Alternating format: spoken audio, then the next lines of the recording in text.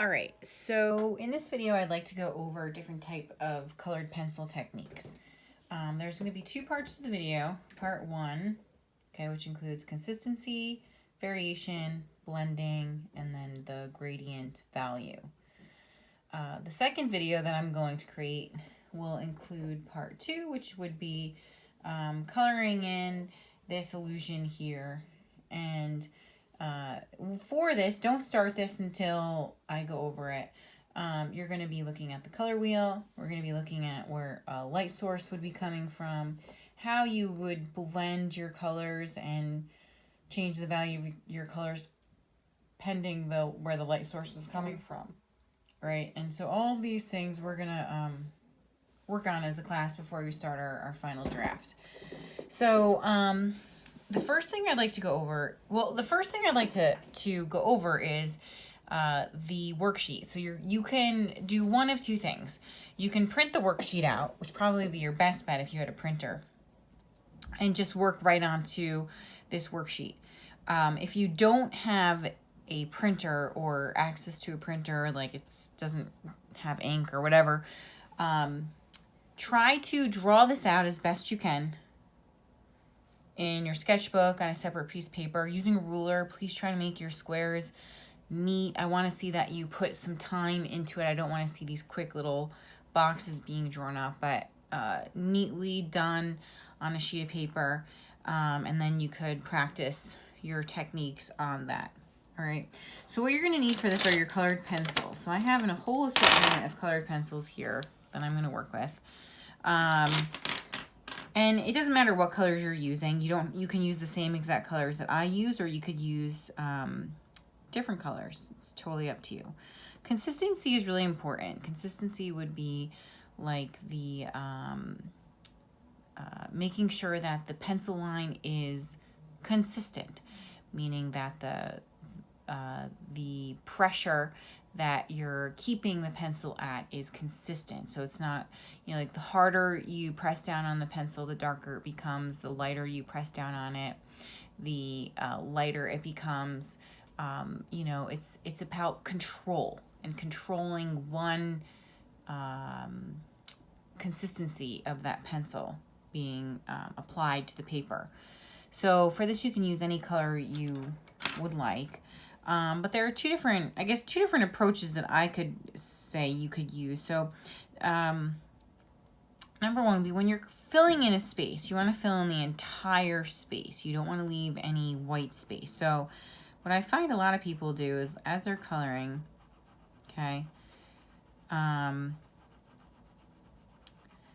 they might leave white space, all right? And then it looks sloppy.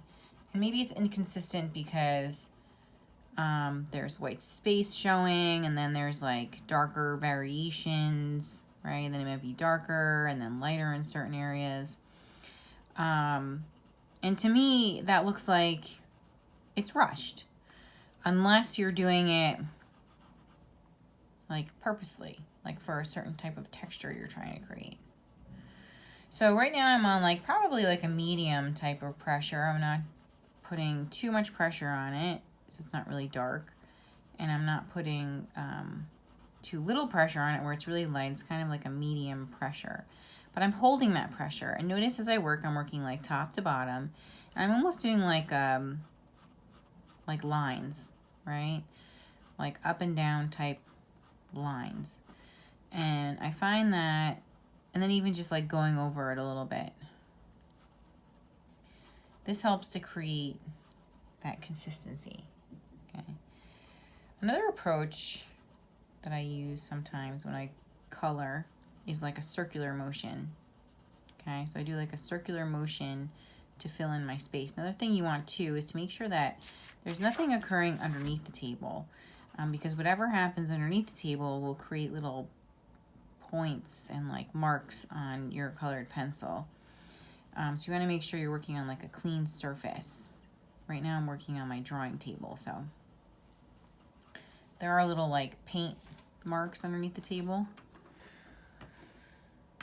All right, so for the first area, I want you to just color in and making a point to be extremely consistent in your markings. Okay, same value. We're filling in all of that space, okay, with one solid color. All right, the next one would be variation in texture. And I would like you to fill in most of the space that's happening in all of these, all right?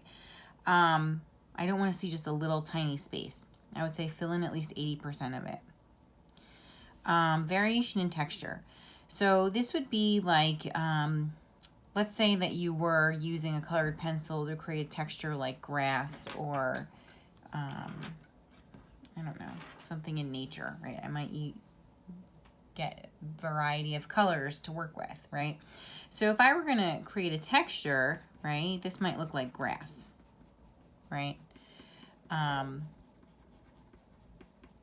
The only thing is now there's like white space showing underneath because it's the paper. As I continue to create that grass, right, it's going to just all blend together into one. Sorry, my camera's shaking a little bit. I'll try not to make it shake.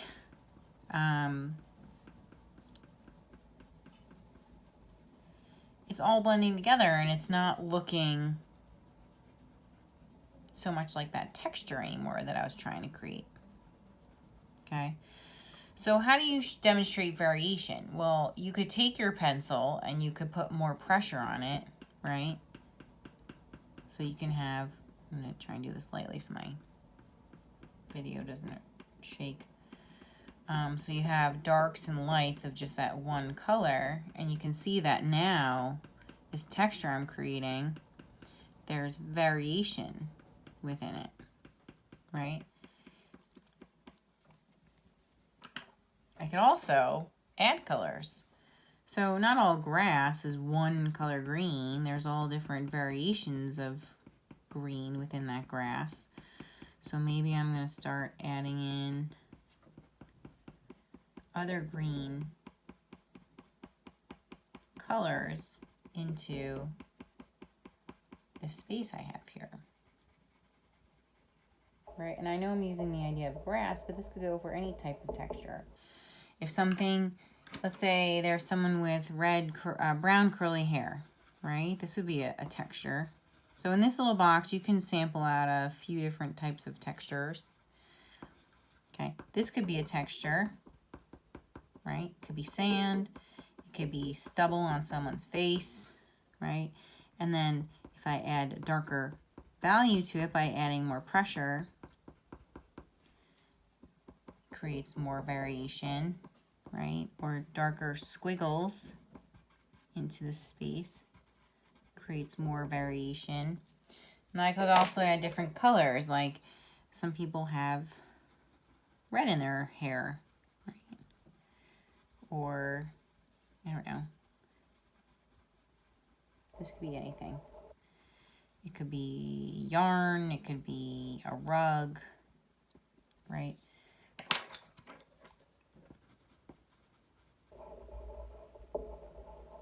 Just blending colors and textures, creating different types of variation in textures, right? So try to fill up at least 80% of this area with all different types of textures. Just have fun with it. Think about, like, I don't know, your dog's hair, you know, things in nature, dirt, sand, leaves, the bark on a tree, things like that. Blending. So in this one, it's really all about, you could, again, 80% of the space, just play around with color. When you begin this project, I'm going to talk a little bit more about color with you in the next part, but you don't have to use just the colors that you have. Like, you don't have to make something this color red because this is the red you have, or this color purple because this is the purple you have. You can actually mix these colors together. So let's say I wanted to, I don't know, mix these two colors together. You know, I want you to be aware of the idea that you can blend colors. All right. So if I was like, all right, I like this color, but I'm trying to get a color like that that has a little bit more pink in it. Maybe I'm going to add this color to it. Okay, so in this area, you can sample out all different types of colors. I'm going to just do 2 different variations here that you can see. Okay, so please know that you can also play around with color, blend things together. I feel like that doesn't change that much, but let's say I wanted to add a 3rd color. I wish I had blue. I gotta go find my blue. I'm gonna try using this blue. Let's see what happens. Okay, it's gonna become more like a purple. Right, so just know that you can blend colors together to create new colors.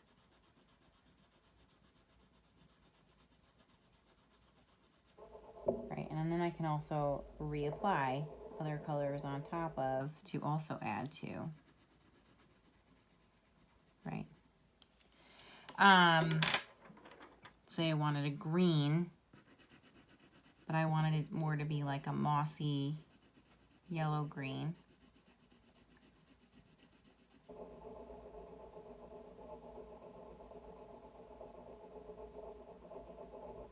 I'm gonna add some yellow to it, brighten it up a little bit.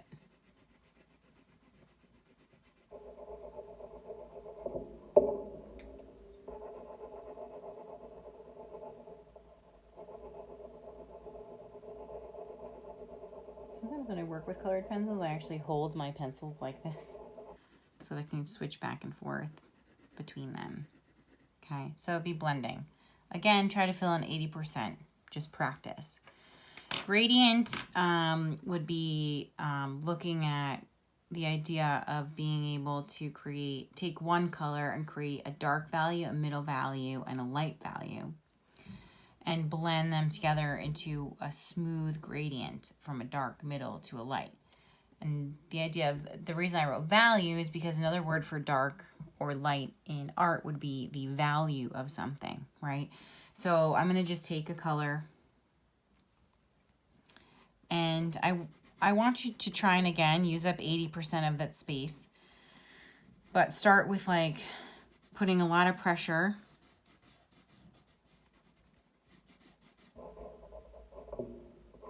on your pencil so that it's like a darker value of that color, and then slowly try to, sorry, my camera's shaking, and try and go a little bit lighter in pressure.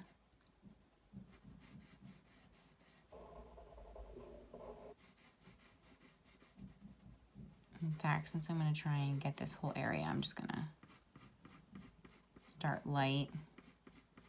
Right, this is my lightest value, and that's my darkest. So now in between here, I need to create that middle value, right?